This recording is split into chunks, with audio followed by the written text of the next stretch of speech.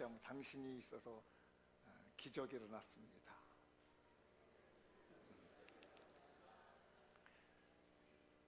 제가 설교를 하다가 준비하다가 저희 아내가 이런 카톡을 보내왔어요. 제가 읽어드려 볼게요. 저희 아내의 마음을 담은 글은 아니고요, 돌아다니는 글인데 스캔들과 로맨스라고 하는 제목을 가지고, 혹시 여러분들도 인터넷에서 받으셨는지 모르겠어요. 누구나 가지고 있는 인간의 본능이라는 겁니다. 우선 몸가짐에 대해서, 남의 딸이 애인이 많으면 행실이 가벼워서이고, 내 딸이 애인이 많으면 인기가 좋아서이다, 이렇게 말한대요. 교육에 대해서, 남이 학교를 자주 찾는 것은 치맛바람 때문이고, 내가 학교를 자주 찾는 것은 높은 교육열 때문이다. 며느리와 딸, 며느리에게는 시집 왔으니 이 집 풍속을 따라야 된다, 이렇게 말을 하고, 딸에게는 시집 가더라도 자기 생활을 가져야 된다. 용돈 문제가 있습니다. 며느리가 친정 부모한테 용돈 주는 것은 남편 몰래 돈을 빼돌리는 것이고, 딸이 친정 부모한테 용돈 주는 것은 길러준 데 대한 보답이다. 남편 문제, 며느리는 남편에게 쥐어 살아야 하고, 딸은 남편을 휘어잡고 살아야 된다. 아들 문제, 남의 아들이 웅변대회에 나가서 상을 받으면 누구에게나 주는 상을 어쩌다 받은 것이고, 내 아들이 웅변대회에 나가서 상을 받으면 실력이 뛰어나기 때문이다. 7번째, 훈육. 남이 자식을 관대하게 키우면 문제야 만드는 것이고, 내가 자식을 관대하게 키우면 뭐라 그럴까요? 길을 살려주는 것이다. 그 다음에 반항과 소신. 남의 자식이 어른한테 대드는 것은 버릇없이 키운 탓이고, 내 자식이 어른한테 대드는 것은 뭐라고 할 것 같아요? 자기 주장이 뚜렷해서이다. 부부싸움. 며느리가 부부싸움을 하면 뭐라고 얘기할 것 같아요? 여자가 참아야 된다. 딸이 부부싸움 하면 뭐라고 될 것 같아요? 아무리 남편이라도 따질 건 따져야 된다. 마지막 10번째, 꾸지람. 남이 내 아이를 나무라는 것은 이성을 잃고 시태를 부리는 것이고, 내가 남의 아이를 꾸짖는 건 뭐라고 하는 거죠? 어른된 도리로 타이르는 것이다. 이게 사람이 가지고 있는 인간의 본능입니다. 이러다 보니 가족들이 행복하지 않습니다. 그래서 제가 이 글을 보면서 이번 주 설교를 준비하는데 무슨 생각이냐면, 그러면 어떻게 해야 될까? 다 내 입장에서만 얘기를 하고 내 입장에서 말을 하고 있는데 어떻게 하면 좋을까? 여러분은 어떻게 하면 이 방법을 해야 될 것 같아요? 여러분의 좋은 의견을 좀 받겠습니다. 자꾸 사람들은 이렇게 얘기를 하고 있는데 어떻게 해야 가정이 행복해질 수 있을까? 저에게는 그런 생각이 떠올랐습니다. 상대방 입장에서 생각해보자.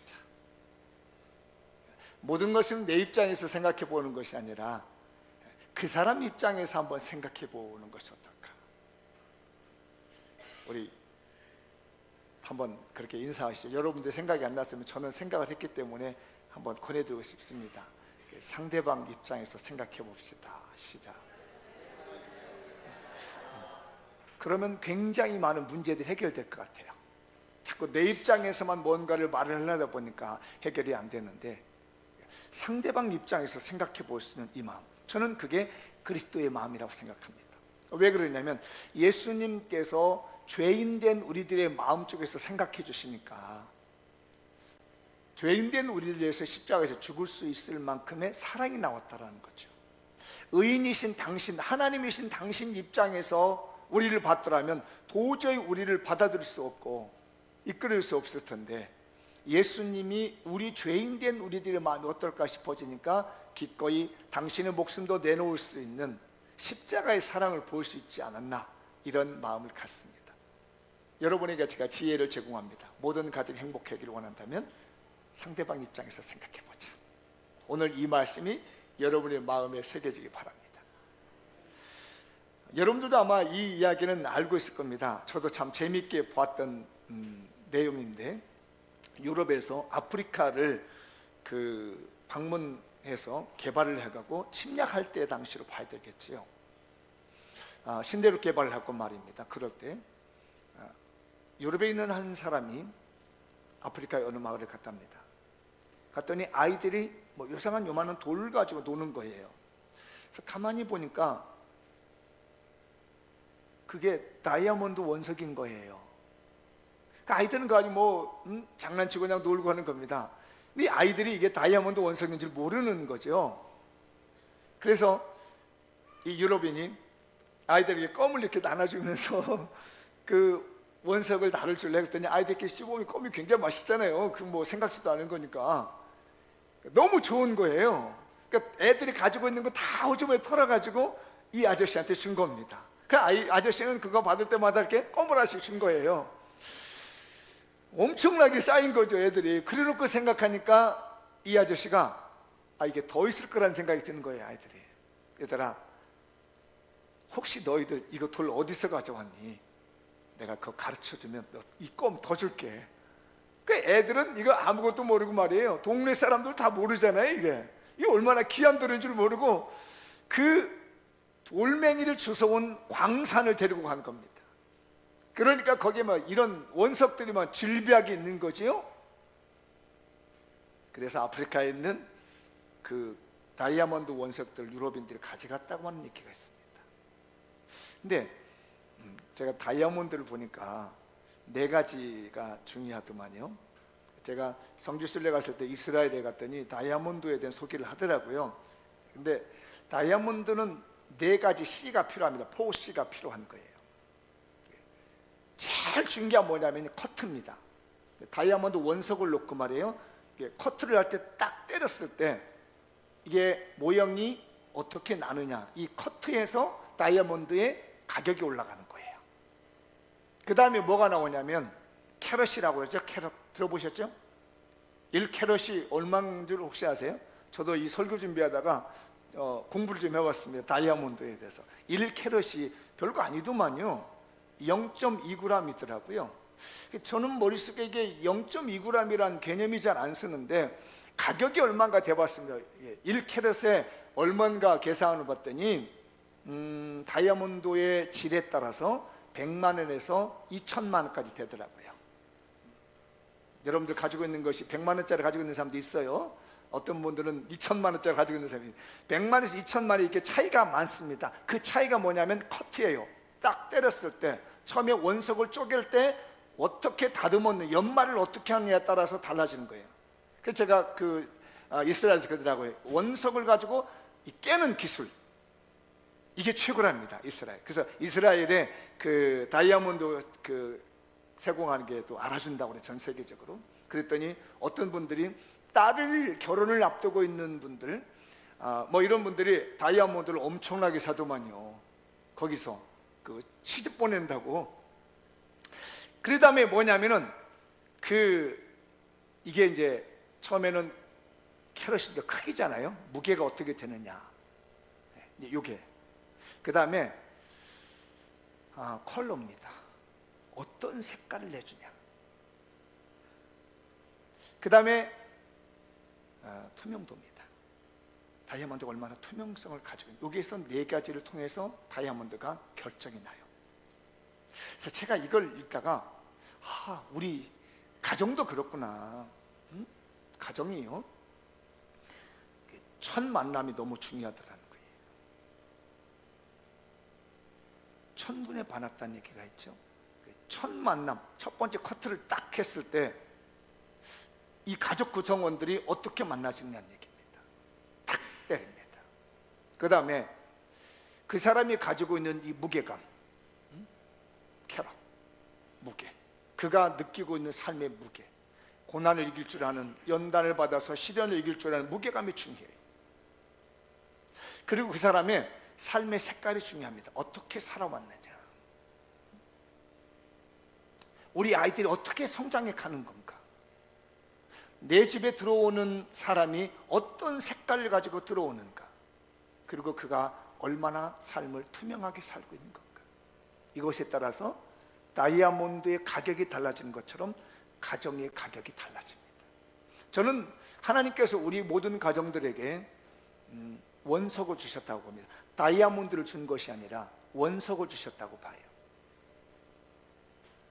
이 원석을 어떻게 다루느냐에 따라서 그 가정의 행복도는 달라진다는 겁니다. 아무리 좋은 원석을 줄지라도 이것을 관리할 줄 모르는 집안은 그 원석이 그냥 아이들의 껌값 정도밖에 안 됩니다. 하나님께서 우리에게 가정이란 소중한 것을, 원석을 주셨는데 이 가정의 소중성을 모르는 사람은 그냥 껌값 정도로 생각하는 가정으로 생각합니다. 그러나 그걸 원석을 볼 줄 아는 사람은 연마할 줄 알게 되고, 크기를 만들 줄 알게 되고, 투명도를 결정하게 만들게 되고, 색깔을 잘 내게 만드는 기술이 그의 가정에 있다는 거죠. 우리 장미연교회 성도들 모두에게 하나님께서 원석을 주신 줄 믿습니다.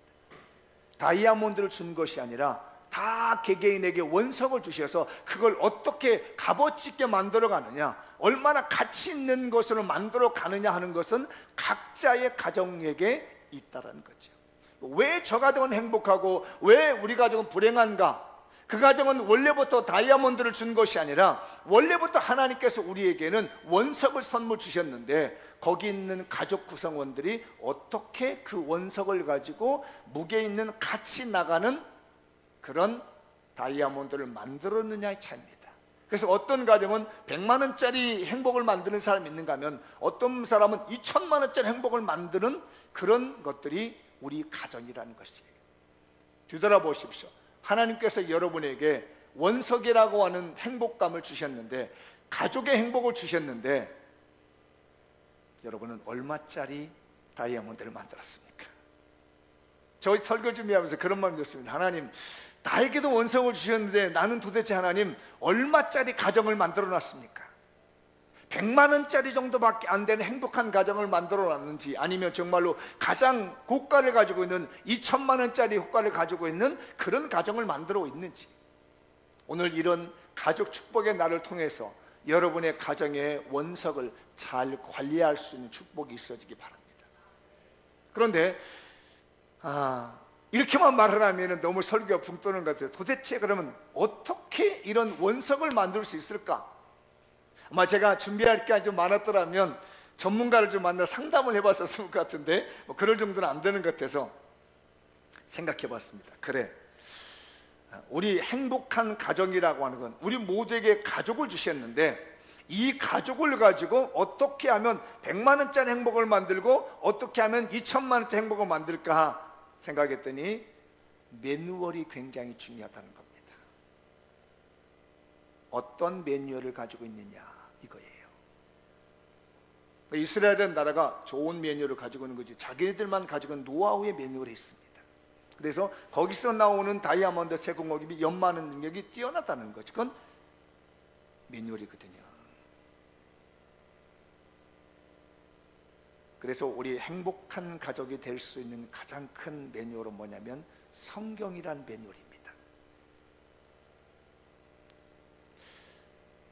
부모님도 자녀들도 사위도 며느리도 딸도 아들도 손주도 할아버지도 다 자기 습관과 자기 생각에 의한 매뉴얼이 아니라, 자기 전통에 의한 매뉴얼이 아니라 가장 기본적인 매뉴얼은 뭐냐면요, 하나님의 말씀의 매뉴얼 앞에 우리가 무릎을 꿇을 수 있어야 되겠다는 겁니다.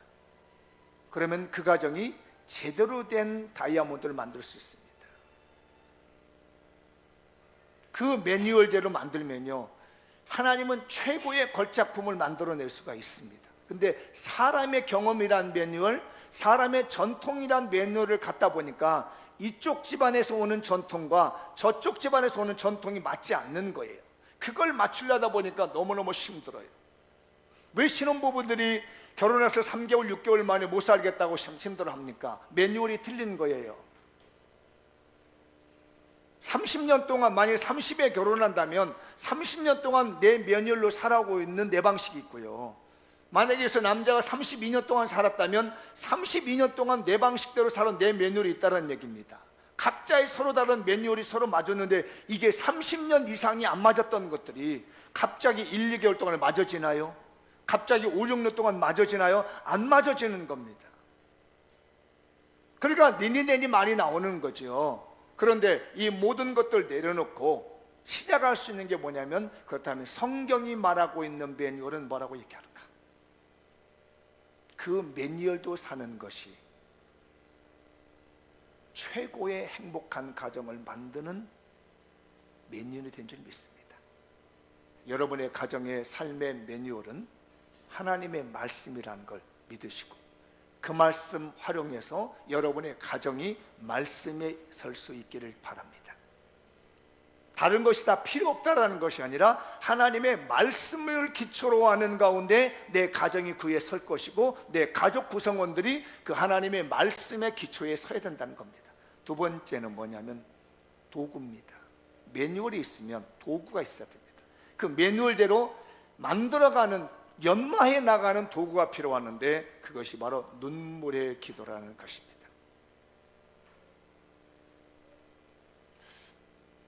아마 여기 앉아 계신 분들 중에서 자녀들 때문이나 부모님 때문이나 가족 때문에, 남편 때문에, 아내 때문에 눈물 한번 흘려보지 않았다면 그 사람은 인생을 살지 않았을 겁니다. 아직 인생의 깊은 맛을 모르는 분이죠. 살다 보면 분명히 내 가족 때문에 뜨거운 눈물을 흘려야 할 때가 있는 겁니다. 왜 그러냐면 그건 도구이기 때문에 그렇습니다. 그 뜨거운 눈물이 무엇을 만들어주냐면 행복한 가족을 만들어 주는 거예요. 그런데 이 뜨거운 눈물을 흘려보지 않고 살아온 사람들은, 가족 때문에 뜨거운 눈물을 흘려보지 않은 사람은 그 눈물이 날 때 도망가 버리는 것이고 회피해 버리는 것이고 그 눈물을 흘리지 않으려고 하는 것입니다. 그러나 성경은 그렇게 말하지 않습니다. 네, 자녀들 위해서 울라라고 말합니다. 예수님의 십자가에서 죽어가는 과정에서 예루살렘에 있는 여자들이 막 눈물을 흘렸습니다. 그랬더니 예수님이 말씀합니다. 나를 위해서 울지 말고 너희 자녀들 위해서 울라고 말합니다. 정말로 행복한 가족은 뭘로 만들어지냐면 눈물로 만들어지는 겁니다. 그 눈물이 뭘까요? 슬퍼서 그런 눈물이 아니라, 분노의 눈물이 아니라 기도의 눈물입니다. 기도의 눈물이 있는 가족은요, 행복도가 높아지게 되죠. 1클래스에 2천만 원 이상 될 수 있는 가치 있는 가족의 행복이 있을 줄 믿습니다. 우리 사랑하는 장미연교 성도들이요, 가족을 위해서 많이 눈물 흘려주십시오. 그 눈물이 그냥 서러움의 눈물이 아니라 사랑의 눈물이 흘려야 됩니다. 근데 그 사랑은 기도의 눈물이라는 거예요. 그래서 행복한 가정은 하나님 말씀이라는 그 매뉴얼 위에서 뜨거운 눈물 기도라는 걸 통해서 행복한 가정이 만들어집니다. 우리 모든 장미연교회 성도들이 눈물 많이 흘리십시오. 근데 그 눈물은 기도의 눈물이 되어야 되겠습니다. 그리고 반드시 하나님 말씀 위에 굳건히 설 수 있는 가정 되시고 눈물의 기도로 풀어갈 수 있기를 바랍니다. 기도하겠습니다.